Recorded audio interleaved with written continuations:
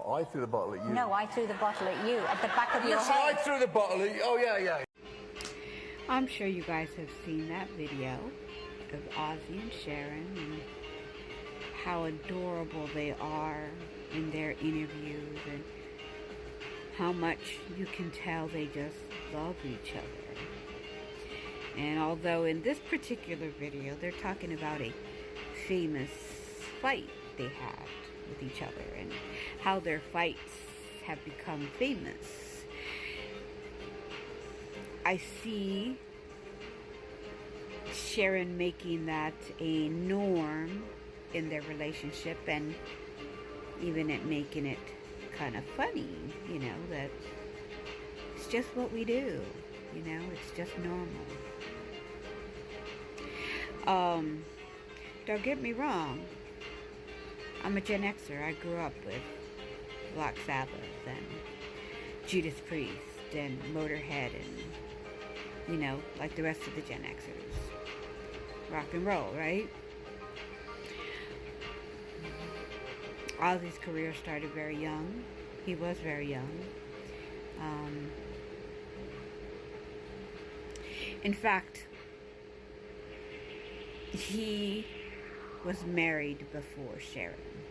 His first wife, I believe, he was married to her for more than 10 years. They had 3 children. I believe it was 2 girls and 1 boy. He had multiple affairs, even in that marriage. She finally asked for a divorce. And what I find very strange, suspicious, which is probably fact, is he divorced his first wife in 85 and married Sharon in the same year, 85. So that kind of gives me the impression she was probably already around. She was probably an affair partner. What comes around goes around, huh? Anyway, I just don't think that we as normal folk out here should be romanticizing the troubles that the people that we watch for entertainment, such as Sharon and Ozzy, or Rihanna and Chris Brown, and or Ike and Tina Turner, all these people that we have up on some kind of pedestal, and we romanticize their dysfunctions or toxicities, their fights, that are probably just as bad as us regular folks in the fights that we have out here as married couples, boyfriend, girlfriends. We've seen them all, right? I just think that if we do that, then we are holding on to an idea, a perspective that even though you fight and you throw shit at each other and you may hurt each other and, you know, it's abuse, you know, afterwards you still love each other. So, you know, how bad can it be? But see, that's the problem, is it is as bad as that. I think the whole romanticizing Sharon and Ozzy's marriage, knowing, and maybe some of you don't know, maybe some of you do, knowing the troubles that they've had. He cheated on her multiple times. In fact, one of his affairs lasted 4 years, and when Sharon finally found out about that, it broke her. It crushed her, as it would anybody, you know. I think she even tried to take her life because of it. But she stayed. And we can add the factor in that maybe she stayed because of the money, of the wealth. You know, that might put a different spin on it, but it still does not excuse the fact that it was toxic and it was dysfunctional, and Ozzy was the main source of it, more than likely. I just think that we need to keep our perspective in check and our expectations of what a real relationship is. A real relationship is not the more you stay through, and the more that you're put through, and the more that you are hurt, or the more that you are disrespected and stay, then it must be love. When in fact, that's not what it is. In fact, that's how we may see them, the people that are over there, the elite, that have nothing to do with us.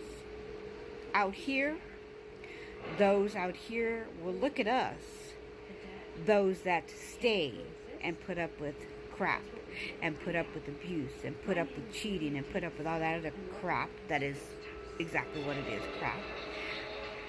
All they're going to look at us and say, and wonder, and question, and why would you take that ride anyway? Why didn't you get off that ride? Because we have a tendency of holding on to the potential we think that there is, when in fact it's a delusion, an illusion of a delusion that we put ourselves through, thinking that, well, hell, if Sharon and Ozzy can get through it, and look how cute they are, they're so cute together, and they love each other, and it's adorable. But behind the scenes, it wasn't adorable. It was toxic as fuck. I'm a Gen Xer. Hell, we were brought up in whole different circumstances that we were raised to believe were normal, acceptable.